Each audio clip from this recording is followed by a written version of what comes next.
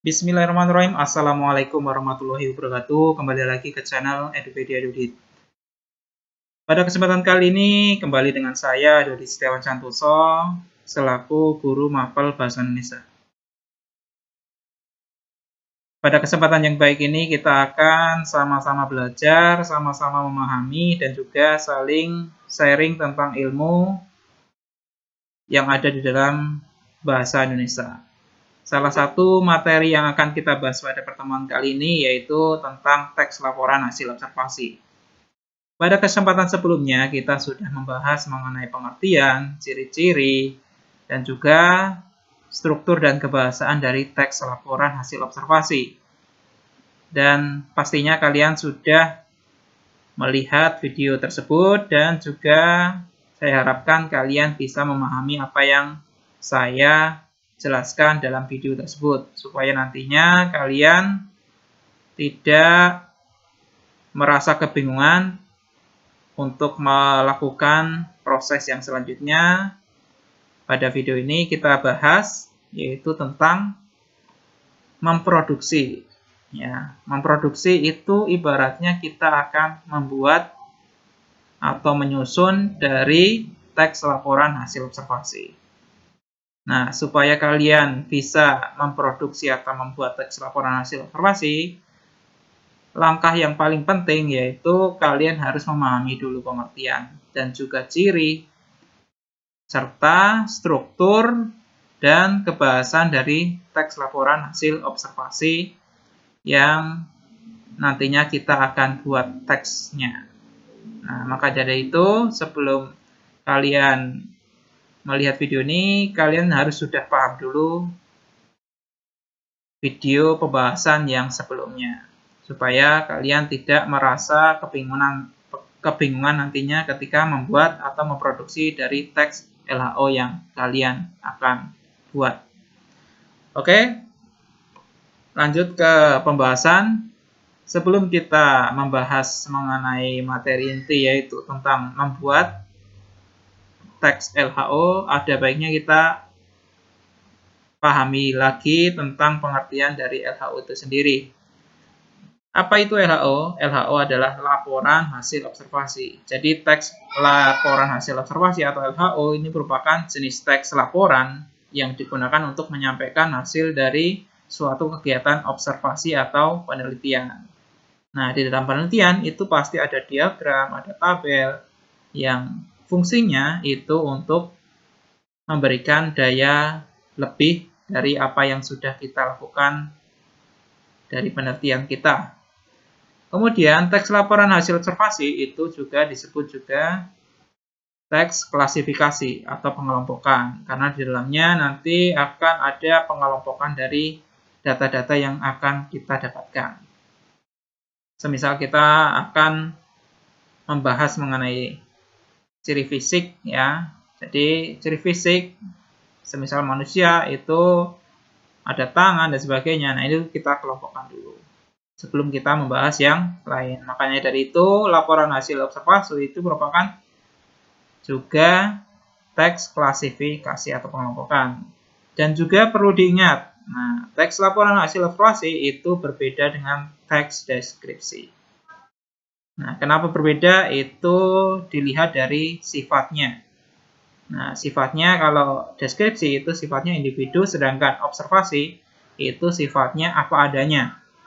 Jadi, apa adanya yang dimaksud ini dari hasil yang kita dapatkan itu kita laporkan secara apa adanya tanpa ada pencampuran dari pendapat penulis itu sendiri.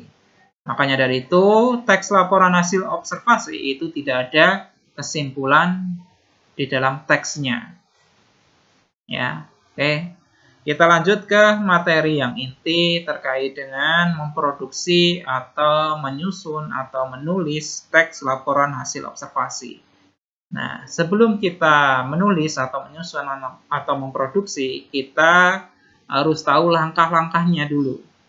Nah, langkah-langkah di dalam teks laporan hasil observasi ini sudah saya rangkum, ada 7 langkah-langkah yang harus kalian tempuh supaya nantinya kalian bisa dan berhasil membuat teks laporan hasil observasi. Langkah yang pertama yaitu tentukan tema dulu. Tema kegiatan observasi, tema kegiatan penelitian. Nah, tema itu banyak macamnya. Sebagai contoh ada lingkungan, kemudian tumbuhan, tentang manusia, binatang, buah-buahan, dan sebagainya. Itu termasuk tema. Ya. Kemudian di dalam hal ini saya akan membahas tentang tema buah-buahan. Salah satunya saya lebih mengarah ke buah manggis. Ya. Tahu ya buah manggis ya? Buah yang manis ya, yang banyak sekali manfaatnya.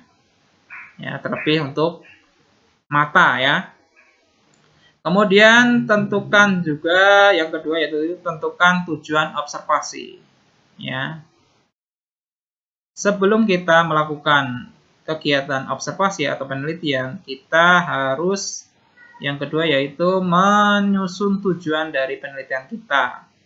Agar penelitian yang kita lakukan itu yang pertama informasinya bisa bermanfaat untuk orang lain.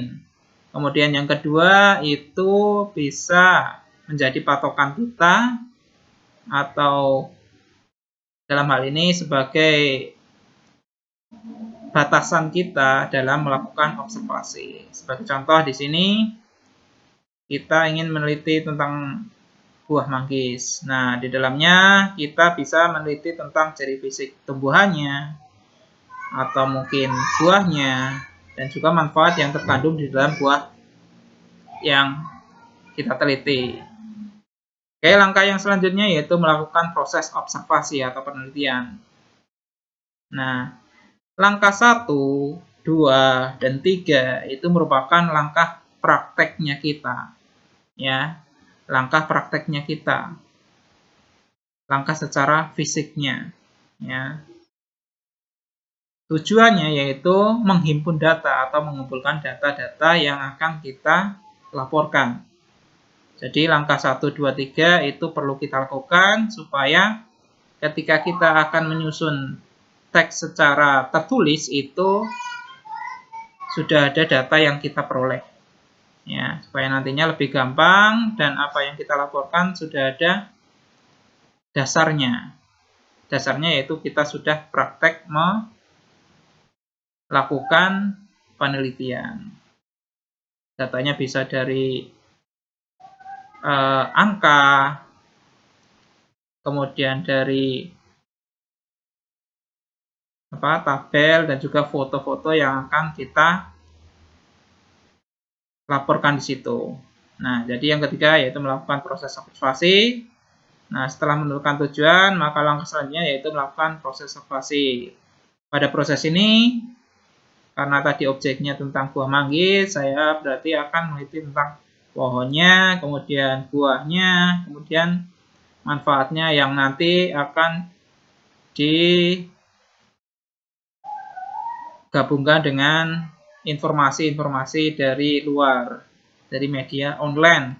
Kemudian yang keempat yaitu menyusun kriteria aspek yang akan dilaporkan. Nah, setelah melakukan observasi dan mendapatkan data, nah lalu kita akan menyusun kriteria aspek yang akan dibahas. Ya. Jadi kita sudah memiliki acuannya ya ketika menyusun tujuan. Ya, tujuannya tadi ingin meneliti tentang ciri fisik pohonnya, buahnya, dan juga manfaatnya. Jadi, kriteria aspek yang dibahas ini perlu kita susun dulu dan deskripsikan. Supaya nantinya mencapai tahap yang kelima, yaitu membatasi aspek yang kita laporkan. Nah, membatasi aspek yang dilaporkan ini tujuannya agar apa yang kita laporkan itu tidak keluar dari tujuan yang sudah kita buat. Nah, tadi kita sudah melakukan penentuan tujuan. Jadi, agar aspek yang dilaporkan itu tidak keluar dari tujuan, maka kita perlu membatasinya. Kemudian yang keenam, yaitu mulai mendeskripsikan unsur-unsur yang dijelaskan sesuai aspeknya. Nah, ketika kita sudah membatasi, lalu kita mendeskripsikan unsur-unsur yang akan kita jelaskan. Nah, ini biasanya berupa pernyataan umum ya, di paragraf pertama ya. Nah, di paragraf pertama itu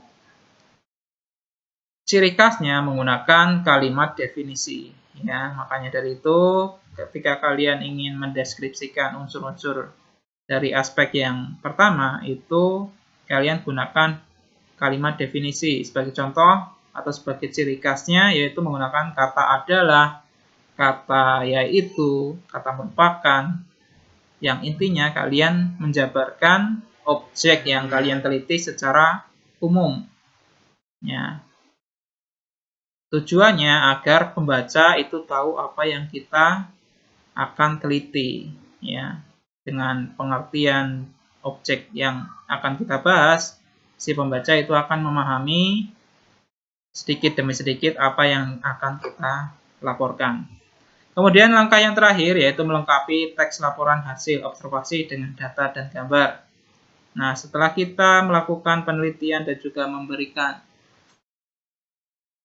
pernyataan umum dari laporan hasil observasi kita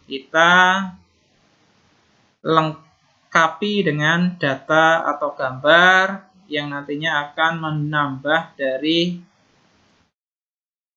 apa yang akan kita jabarkan supaya lebih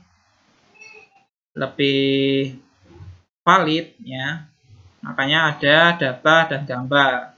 Gambar di sini selain tujuannya yaitu untuk sebagai dokumentasi. Nah, gambar di sini juga tujuannya sebagai penggambaran dari apa yang kita lakukan. Misal barangkali dari objek yang kita teliti itu banyak pembaca yang belum mengetahui, makanya perlu kita beri gambar. Kemudian data di sini kita jabarkan atau kita buat supaya apa yang kita laporkan itu tidak hanya sembarang kita membuat tulisan saja, tapi ada data yang valid yang bisa kita gunakan sebagai dasar dari penelitian yang kita lakukan. Semisal kandungan dari manggis itu berapa, nah itu dengan data ya. Terlebih dengan angka supaya lebih valid lagi. Nah, itu tadi langkah-langkah dari memproduksi teks laporan hasil observasi. Dari ketujuh langkah ini, langkah 1 sampai 3 itu merupakan langkah fisik kalian, yaitu mengumpulkan data tujuannya. Kemudian langkah keempat sampai ke-7 itu merupakan langkah lanjutan dari praktek yang kalian lakukan, yaitu mengolah dari data yang sudah ada menjadi bentuk tulisan. Nah, di sini di slide selanjutnya ini saya berikan contoh dari teks laporan hasil observasi mengenai buah manggis. Nah, ini informasi tentang buah manggis ini selain saya himpun dari hasil penelitian dan juga saya himpun dari segala sumber yang ada, baik itu di internet dan sebagainya.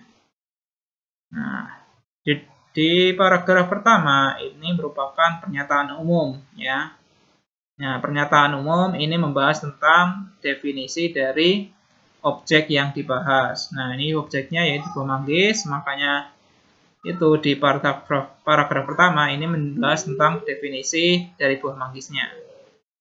Ya, kemudian paragraf kedua sampai terakhir ini membahas tentang aspek-aspek yang dilaporkan.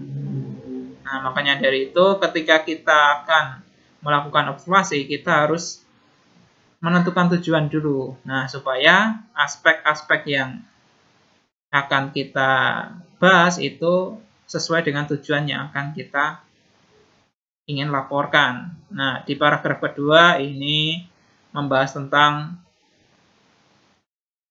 pohon atau tumbuhannya, sedangkan di paragraf 3 ini membahas tentang buahnya. Ya, kemudian di paragraf ke-5 atau terakhir atau paragraf keempat ya, mohon maaf, paragraf keempat itu merupakan membahas tentang manfaat dari objek yang diteliti. Jadi paragraf pertama itu tentang definisi dari buah manggis itu sendiri.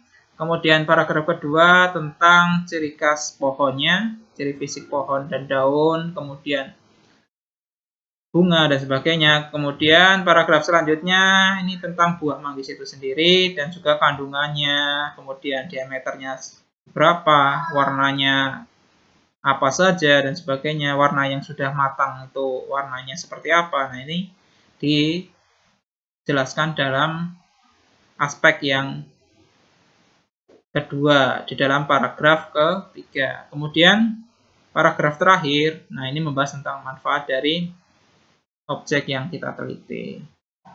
Oke, itu tadi contoh teks laporan hasil observasi.